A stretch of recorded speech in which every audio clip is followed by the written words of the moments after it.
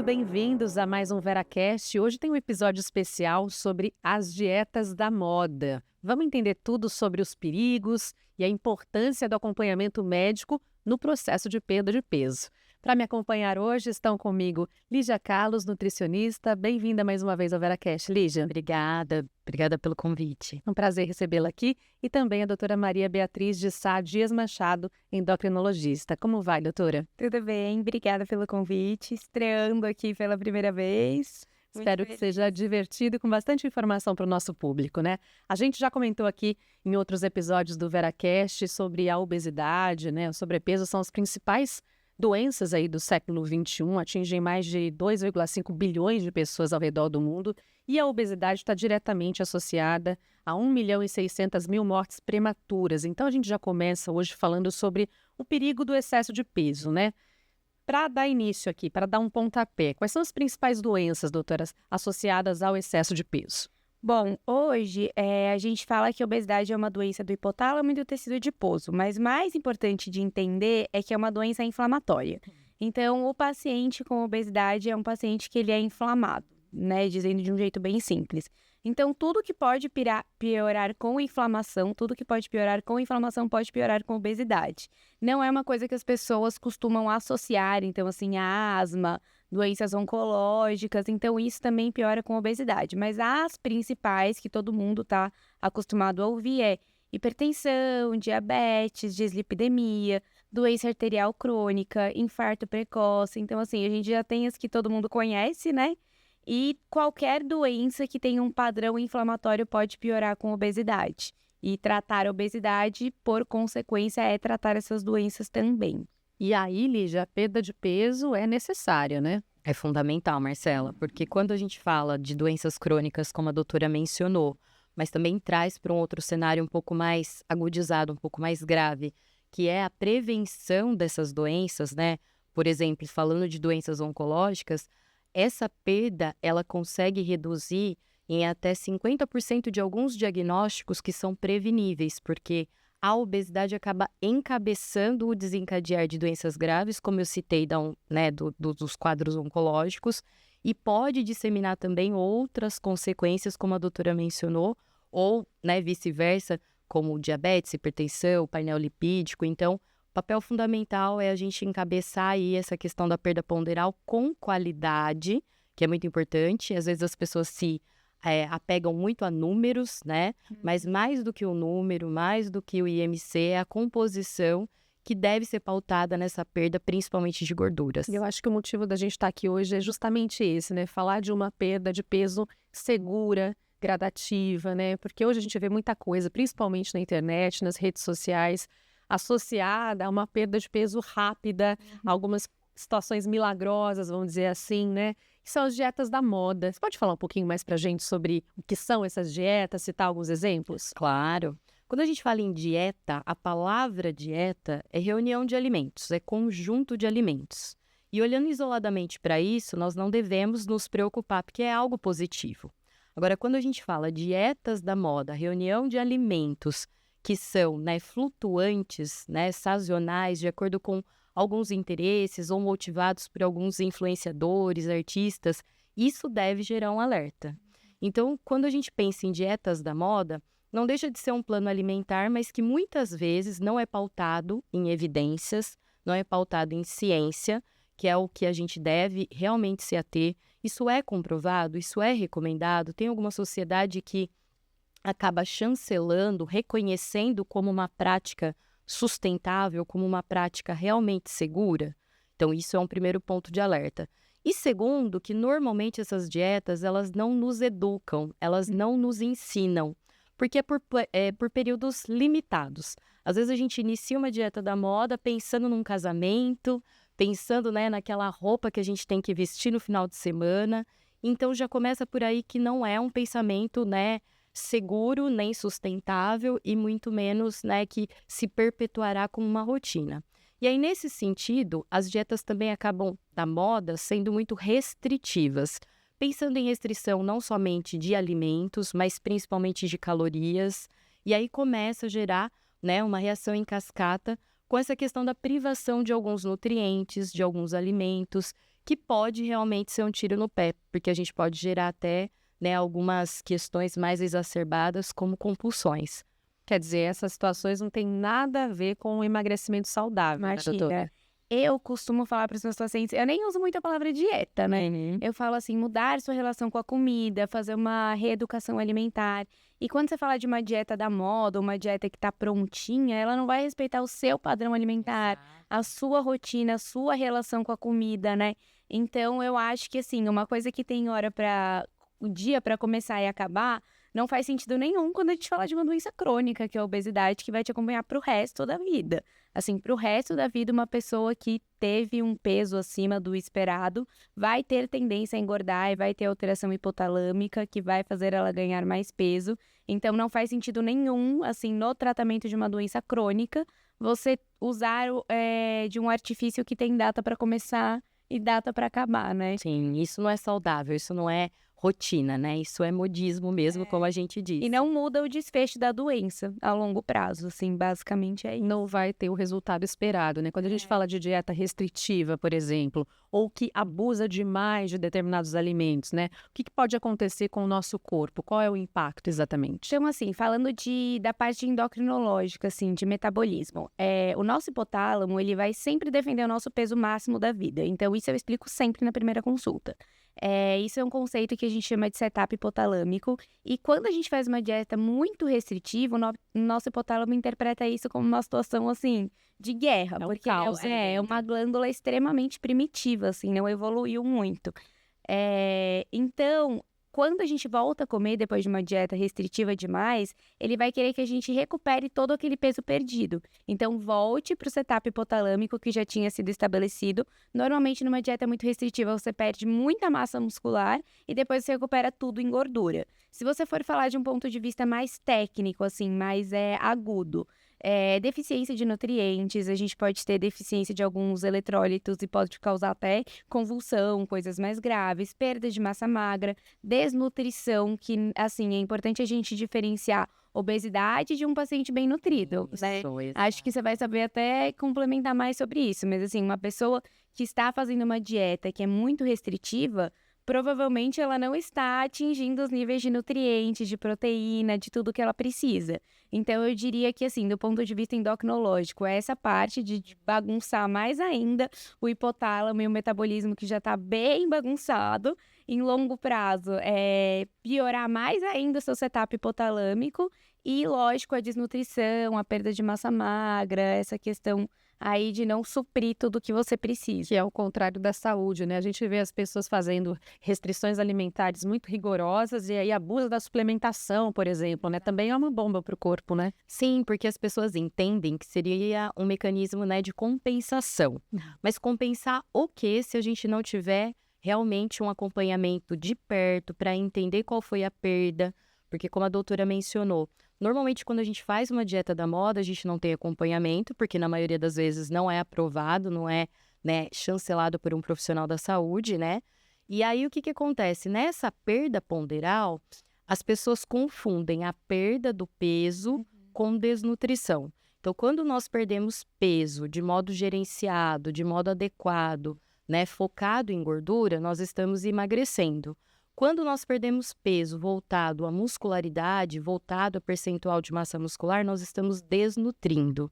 E isso tem um impacto, como a doutora falou, não só numa cascata metabólica, mas também, né, de, por exemplo, fome oculta, que são deficiências de micronutrientes. E aí, nessa tentativa de suplementar, como esse paciente eventualmente não está sendo acompanhado, ele vai fazer o quê? Ele vai pegar, por exemplo, um polivitamínico de A a Z, vai tentar suprir na totalidade e sem saber especificamente quais são os seus reais déficits, quais são as suas reais necessidades. Por isso que a personalização, o acompanhamento profissional especializado é sempre o melhor caminho. E quando a gente fala, assim, de melhorar a saúde, diminuir risco de doenças, a gente precisa diminuir percentual de gordura e principalmente gordura visceral. Não me importa o peso do paciente. Hoje a gente avalia muito mais a composição corporal do paciente, né? Perfeito. Então, perdas de 5 a 10% do percentual de gordura, assim, a gente já tem muito benefício. Mas se o paciente perdeu 5 a 10% do peso e foi uma perda de massa muscular, uma desnutrição, do ponto de vista metabólico e em prevenção de doença, isso não traz o benefício que a gente vê nos estudos. Falando desses efeitos colaterais, inclusive, do ponto de vista metabólico, como você trouxe, o que exatamente acontece? Há aí um prejuízo até a longo prazo, de repente? Sim, então, assim, muda o setup hipotalâmico, como eu falei, desregula hormônios como leptina e grelina. Então, a gente tem alguns estudos que mostram que para cada quilo que a gente se afasta do setup hipotalâmico, o nosso corpo aumenta a nossa fome em 100 calorias, para você ter uma ideia. Para ter o reganho, né? Como eu falei, uma glândula primitiva. Diminui o nosso metabolismo, então existe uma adaptação metabólica. Então, diminui o nosso metabolismo para 30 quilocalorias, mais ou menos, para cada quilo perdido por dia. Pode alterar também a questão de cortisol, resistência à insulina piora. Então, essa perda de peso não saudável, que vai te causar um reganho, que no futuro vai te causar um reganho, vai piorar o seu setup hipotalâmico, que vai aumentar no futuro o seu percentual de gordura, vai te desregular a insulina, a leptina, a grelina, cortisol, e aí, assim, eu posso citar 1 milhão de hormônios que vão ficar bagunçados por causa disso. Isso vai até a longo prazo, mas imediatamente quando a gente faz uma dieta assim muito restritiva, né, ou como eu disse, que abusa de determinados ingredientes, determinados alimentos, a gente sente já imediatamente alguns desses efeitos colaterais, né? Sim. Eu percebo que as pessoas elas acabam ficando mais irritadas, tem a história do efeito sanfona, fadiga, o que mais a gente pode enumerar aí? Realmente é uma lista extensa, né? Mas a gente pode perceber que... Sintomas, né? Exato, que cansaço, fadiga, indisposição, sonolência, irritabilidade. Aí muitas vezes acaba mexendo até com essa questão do trato gastrointestinal. Então, ora o intestino muito preso por conta dessa restrição alimentar. Ora períodos diarreicos, porque a pessoa pode ter um período de compulsão e fazer um abuso no meio dessa restrição. Então, não são apenas danos do ponto de vista fisiológico, hormonal, mas até social. Porque a pessoa que faz um tipo de dieta da moda, ela geralmente fica restrita a eventos sociais. Então, com isso, a gente tem até vários estudos na área da psicologia falando sobre essa questão em relação, né, aos relacionamentos, essa questão... Afeta a saúde mental mesmo. Exatamente. E uma coisa que eu gosto de pontuar quando eu falo de personalizar, né, o tratamento nutricional se a pessoa tem um padrão alimentar que a gente chama de hedônico, que é assim, ter um prazer com comer, e você de repente põe uma dieta da moda, que você tira tudo que ela gosta de comer, ela pode ter uma depressão, ela pode ficar triste. Se você tem uma pessoa que tem um padrão volumétrico, que ela come em grande quantidade, você coloca uma dieta restritiva, ela vai ter fome, ela vai ficar irritada. Se você tem uma pessoa que tem um padrão emocional, tem um pouco de compulsão, a compulsão dela pode ir para outro lado. Então, assim, por isso que dieta tem que ser personalizada para o padrão alimentar e para o estilo de vida da pessoa, né? Lígia, agora a gente fala dieta da moda, a gente está repetindo bastante esse termo não aqui, citamos, parece né? uma coisa um pouco distante, né? A gente pode trazer alguns exemplos, alguns nomes dessas dietas, assim, que o alerta tem que ficar ali ligado. Ai, com você. E aí, Marcela, é engraçado porque se a gente pegar numa linha cronológica, eu tenho 20 anos de formação. Então, quando eu ainda fazia a graduação, a gente tinha algumas dietas aí que as pessoas vão se lembrar, quem tem um tempo mais de vida, de experiência, que permeavam desde dieta da sopa, que era uma coisa bastante horrenda, porque é uma receita, a pessoa fazia, colocava na geladeira. Quando ela destampava, já no segundo dia, ela já não podia sentir determinados tipos de alimentos ali. Tá falando, eu tô lembrando do cheiro aqui. Você viu? Repolho, né? Porque a base dela era assim. Depois, com o passar do tempo, começou-se a divulgar algumas dietas, como, por exemplo, de autores famosos. Então, dietas do tipo sanguíneo, onde determinava alguns alimentos de acordo com o seu tipo sanguíneo. A dieta de um escritor chamado Dukan, onde trazia um pouco das percepções desse profissional. Até hoje, quando a gente veio evoluindo e chegou aí, né, em dietas mais famosas, como, por exemplo, essa dieta que, né, a Adele fez, perdeu 45 quilos, e que as pessoas ficaram muito, né, curiosas com que estratégia que era, né, que era até mais, aí ficou até mais difundida num período curto do que a mediterrânea, que vinha ganhando espaço, e é uma dieta muito legal, não é uma dieta da moda, é uma dieta que é evidenciada, que é tida com muitos benefícios, inclusive para a prevenção de inúmeras doenças, até chegar nessa dieta aí da Adele, que é a base de sirtuínas, né, que são substâncias que são propagandeadas dentro desse cenário como potenciais para queima de gordura, como potenciais para trazer essa questão, né, de desinflamar, porque o paciente obeso, ele é um paciente inflamado, como a doutora falou, a todo tempo. Só que o que acontece? Novamente, traz nesse cenário as restrições. Então, essa última dieta que foi a que a artista fez, ela teve uma perda ponderal de 45 quilos, mas é uma dieta que começa, por exemplo, com 1.000 calorias. E quando a gente fala em 1.000 calorias, é importante a gente ilustrar para as pessoas de modo simples que, assim, todo mundo tem uma taxa, que na nutrição a gente chama de taxa de metabolismo basal, que é a quantidade de calorias que o nosso corpo utiliza para nos manter vivos. Vivos de que modo? Deitado, em repouso, só respirando, sem nenhum tipo de atividade física. Esse tipo de cálculo a gente faz através de uma fórmula e, normalmente, ela começa a permear, a depender, lógico, das características, idade, atividade, enfim, em 1.300, 1.400 calorias. Então, logo, o que nós devemos nos atentar nesse cenário? Que essas dietas, como por exemplo essa última que nós citamos, que iniciam com uma restrição de 1.000 calorias dia, não supre nem o que o nosso organismo necessita para nos manter vivos. Não supre nem o que o nosso coração precisa para bater, o nosso pulmão precisa para contrair, dilatar, para a gente respirar.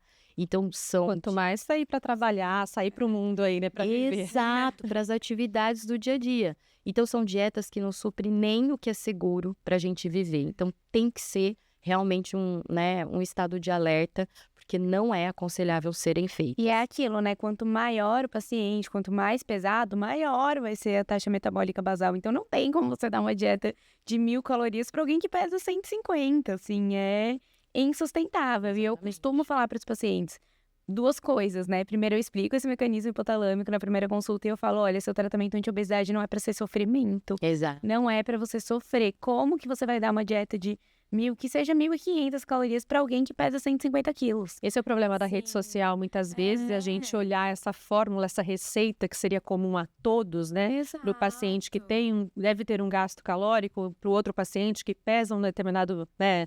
Que isso vai mudando de pessoa para pessoa. E aí, por que as pessoas se apegam nisso ao invés de procurar um acompanhamento médico, né? Ai, eu acho que assim, tudo que parece milagroso, né? Fácil, né? Rápido. Deixa a gente tentado, né? E eu sempre falo isso para os pacientes. Se parece bom demais, provavelmente é bom demais, né? Me pergunte, né? Desconfie. A gente fica se comparando com as outras pessoas, né? Então, assim, é isso. Não dá para uma pessoa de 150 quilos comparar um processo de emagrecimento de alguém que teve 90. Mesmo que a pessoa esteja com 90, se ela já pesou 150 em algum momento da vida, tem essa história do hipotálamo que eu expliquei que vai dificultar, né? E a falta de informação, eu não sei nem se é uma falta de informação, mas na verdade uma falta de informação de qualidade, né? Exato. Mas essa tentativa de ir atrás de um milagre, porque às vezes a pessoa já falhou tantas vezes, né? E já teve tantas vezes com ou profissionais que não conseguiram ajudar, ou já tentou tantas dietas da moda errada que vai, ai não, essa da Adele agora vai, né? Vamos falar então como emagrecer com saúde, né? Vamos entrar nesse bloco então para falar se é possível realmente emagrecer de uma forma gradativa, de uma forma ponderada e com mais saúde. Assim, eu costumo nem usar o termo emagrecer, eu falo tratar a obesidade, tratamento anti-obesidade, né? Porque hoje a gente já vê que a obesidade é uma doença crônica, com recidiva, né? Com altos e baixos. E que, assim, tem muitos mecanismos envolvidos, né? Então, assim, essa história de, fechar a boca e ir pra academia, a gente sabe que não funciona mais porque não trata a causa da doença, né? Mas trata a consequência. É até meio cruel, né? A gente ouve dizer que é só uma questão de força de vontade, né? Acorde cedo e vá treinar. Exato. A gente sabe que é uma doença, realmente. Tem um professor, né? Professor Lee Kaplan, que na endócrino, assim, é quem mais estuda obesidade, e ele fala, assim, comer muito não leva à obesidade, mas é a obesidade que leva a comer muito. O que isso significa? que hoje a gente sabe que tem muitos mecanismos fisiopatológicos por trás da pessoa comer muito, da pessoa até ela ter impulso por comer coisas que a gente considera besteira. Então, assim, precisa de acolhimento, precisa escolher a medicação correta quando tiver indicação e precisa de um plano alimentar que seja individualizado, mas que seja sustentável. Porque, assim, se é o médico que vai prescrever o remédio X na primeira consulta e fazer o paciente emagrecer 10, 15 quilos ou prescrever a dieta Y, é fácil, né? Sim. O difícil é fazer a pessoa não ter reganho e manter isso a longo prazo, sabe? Então, eu acho que o primeiro passo entenda que é uma doença crônica, que muitas vezes você vai precisar de tratamento médico. Tratamento multidisciplinar é essencial, né? E que, assim, o problema hoje não é perder peso, é manter o peso perdido em longo prazo. Nesse tratamento multidisciplinar, quais são os profissionais que podem estar envolvidos? A gente pode, claro, o médico, a nutricionista, mas a gente vai precisar do psicólogo, a gente vai precisar do educador físico, a gente vai precisar, às vezes, de outras especialidades, se dentro desta, né, doença que é a obesidade, a gente tiver outras doenças acometendo, então, de repente, o cardiologista. Então, assim, é um acompanhamento interdisciplinar que requer, né, a expertise de cada um desses profissionais dentro da sua área, alinhados, concordantes, para trazer o melhor desfecho para o paciente. E tudo personalizado, de acordo com as especificidades do paciente, então a individualidade, o que ele gosta, exames bioquímicos coletados. Não dá para a gente fazer dieta, não dá para a gente começar essa trajetória se a gente não conhecer muito bem como estão todos esses exames. Que exames são esses? Bom, só completando, né? Não dá para você tratar igual um paciente que tem diabetes e um paciente que não tem, né? Exato. Mas, assim, de exames, seria, assim, perfil lipídico, porque a gente sabe que a síndrome metabólica altera muito o perfil lipídico, colesterol, triglicérides. Avaliar um pré-diabetes, um diabetes, esteatose hepática, que é a famosa gordura no fígado, que, assim, é extremamente grave. Às vezes as pessoas agem como, tem gordura no fígado, sempre soube disso. A avaliação da composição corporal é super importante, né? Então, a gente tem a densitometria de composição corporal, que às vezes eu peço para os pacientes no hospital, a bioimpedância, ver toda a parte de vitaminas, porque a gente sabe que um paciente em restrição calórica, muitas vezes ele vai ter alguma deficiência de vitaminas, né? Sim. Função tiroidiana, a gente precisa às vezes de uma avaliação psiquiátrica, porque muitos pacientes com obesidade têm algum transtorno psiquiátrico associado, seja causa, seja consequência, enfim. Então, realmente é muita coisa envolvida, mas eu diria que esses são os principais. E aí a gente está falando de um acompanhamento, né? Não é visitar esse profissional, de repente, uma vez e sair sozinho, né? Tendo que lidar com tudo, porque acho que são ajustes necessários ao longo do processo também. Sim. Essa é a dificuldade. Entender como uma continuar. doença crônica e que você não vai passar na Lígia, ela vai te passar uma dieta e você nunca mais vai voltar. Você não vai passar comigo e eu vou te passar um remédio e você nunca mais vai voltar. Então, entender como esse acompanhamento, que nem a gente acompanha um diabetes, uma pressão alta, um doente renal crônico, a gente precisa tratar a obesidade assim também. Lígia, para quem elabora o plano alimentar, né, desse paciente, eu imagino que tem que levar em conta muitas coisas. Você estava falando da individualização, da importância de olhar, né, para as particularidades, porque eu acho que impacta ali. A gente está falando de questões sociais, pessoas que podem ou não comprar determinados alimentos. A gente fala de questões culturais, né, de decisões, de escolhas, né, de hábitos de uma vida também, né, que tem que ser levados em consideração. Exatamente. E esse é o papel do nutricionista. Você se adequar ao que o seu paciente gosta, ao que o seu paciente acha importante e não o que é fácil para você, né? Então, esse é um desafio. E às vezes é até algo que joga contra essa questão da sustentabilidade do paciente e até, né, da credibilidade do profissional. Porque, eu não vou ir no nutricionista porque ele vai falar que eu não posso comer as coisas que eu gosto. E nem sempre é assim.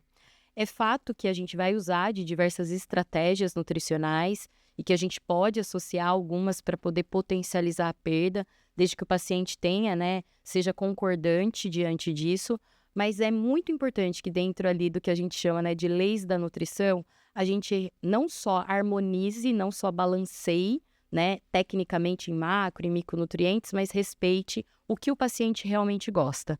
Então, quando a gente fala nisso, um exemplo claro, se o paciente, por exemplo, gosta de beber leite de vaca, não, mas não pode. Então, assim, a gente precisa entender o que o paciente gosta, dentro disso, ser estratégico, fazer o cálculo, ajustes, para que tenha né, respeitando essa questão dos hábitos e do que é importante para ele, da relação dele com a comida, que é igual a doutora disse, nós não vamos estar só tratando a obesidade, a gente vai estar tratando o cenário ao entorno. E esse paciente, ele não é somente um paciente que precisa, eventualmente, de uma adequação ou de um déficit calórico. Ele é um paciente inserido num meio com a sua relação desde a infância, com alguns alimentos que são importantes para ele. Isso deve ser muito levado em consideração para a prescrição da dieta. E sempre que a gente fala em saúde, em estratégias de saúde aqui no VeraCast, além da alimentação saudável, entram sempre outros pilares na conversa, que são a atividade física e o sono de qualidade, né? Isso também é bem importante no processo de emagrecimento? Super importante. Assim, às vezes, o paciente não vai conseguir começar tudo de uma vez. Isso é muito importante também. Completando um pouco o que a Lígia falou, assim, às vezes o paciente ele já teve experiências ruins com tantos profissionais, né? Que ele já chega com você assim, tipo, vou ouvir a mesma coisa de novo. E eu sempre explico, olha, a gente não precisa mudar tudo de uma vez. É importante mudar a sua qualidade de vida, que não é só comer bem e fazer atividade física, é diminuir o nível de estresse, porque isso atrapalha muito o ganho e manutenção de peso, interfere em cortisol, em outros hormônios. É importante dormir bem, porque assim, uma noite de sono mal dormida já aumenta a nossa fome no dia seguinte, já aumenta a nossa vontade de comer coisas que são mais prazerosas no dia seguinte. O exercício físico, ele não é tão relevante no déficit calórico, mas ele é muito importante na manutenção de massa magra e na manutenção do peso perdido. Já tem diversos estudos que mostram que, assim, o que diferencia um paciente que perdeu peso e conseguiu manter de um paciente que perdeu peso e teve reganho depois é manter a atividade física regular. Só que você tem que respeitar o momento do paciente também. Às vezes o paciente chega no meu consultório pesando 180 quilos. Eu vou falar para ele ir para academia? Naquele momento, às vezes não. Mas é muito importante. E se ele não vai conseguir ir na academia naquele momento, a gente vai ter que conversar sobre outras coisas na vida que ele pode mudar. Para diminuir o nível de estresse, para conseguir outras fontes de dopamina que às vezes não sejam a comida, para tratar a compulsão, para fazer uma terapia, para dormir melhor. Então é muito importante. E por isso que é uma doença tão complexa. Porque tudo influencia, absolutamente tudo influencia, né? Agora, as informações elas vão continuar chegando. A gente vai receber alguma dica, alguma nova dieta, em breve vai sair aí. Então, para não cair em armadilha e entrar nessas dietas perigosas que a gente está contando aqui, tem algumas dicas que você pode trazer para a gente? Por exemplo, o que a gente deve se atentar para, olha, isso aqui não tá legal, acho que não vale a pena investir, não. Eu acho que aquela brincadeira, né, pode ser uma máxima, que quando é muito milagroso, desconfie. Olha, dieta que você perde 7 quilos em uma semana, 2 dias, né? Realmente parece bom demais para ser verdade, porque vai ter uma consequência. E aí, nesse sentido, a gente sempre tenta buscar mais informações referente àquela nota que está sendo propagada, porque realmente a gente pode estar caindo em mais uma estratégia, né, que não é cientificamente evidenciada, cientificamente comprovada. Por isso, o ideal, né, além de estar atento a essas questões, estar atento a essa questão que a gente bem mencionou, que o nosso corpo ele tem um gasto aí que normalmente vai ser superior a 1.000 calorias, isso é uma coisa bastante marcante, é procurar realmente profissionais que sejam especializados, profissionais que sejam realmente conhecidos no meio científico. As pessoas também têm essa confusão, né? São pessoas conhecidas por onde? Pelo Instagram? Nem sempre são bons profissionais. A gente tem que tomar cuidado. Então, a gente precisa realmente se cercar de bons profissionais que sejam envolvidos com nutrição baseada em evidências, medicina baseada em evidências, e sempre desconfiar que, embora quiséssemos muito, né, dormir e acordar com menos 15 quilos, 10 quilos, que é o que cada um busca aí dentro de si, que é necessário que a gente encare com a seriedade que se tem o diagnóstico de obesidade, que é uma doença que precisa ser tratada de maneira interdisciplinar, que só uma andorinha não vai fazer verão, a gente vai precisar de uma equipe toda para isso, e fazer esse auxílio integrado a profissionais que sejam especializados em emagrecimento.